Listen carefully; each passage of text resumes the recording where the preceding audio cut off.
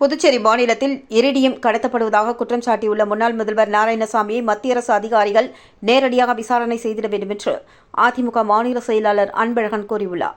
புதுச்சேரி அதிமுக தலைமை அலுவலகத்தில் இது தொடர்பாக செய்தியாளர்களை சந்தித்த அவர், நடைபெற இருக்கும் நாடாளுமன்ற தேர்தலில் பாஜக, காங்கிரஸ் கட்சிகளின் சார்பில் வேட்பாளர்களை தேர்வு செய்வதில் கோடிக்கணக்கான பணம் கையூட்டு பெறப்படுவதாக பல்வேறு குற்றச்சாட்டுகள் வரும் நிலையில் இது தொடர்பாக தேர்தல் துறையானது விசாரணை நடத்த வேண்டும் என்றார். ராக்கெட் தயாரிப்பில் மிக முக்கிய அவசியமான பொருளாக இருக்கக்கூடிய இரிடியம் புதுச்சேரியிலிருந்து கடத்தப்படுவதாக முன்னாள் முதல்வர் நாராயணசாமி கூறியுள்ளார்.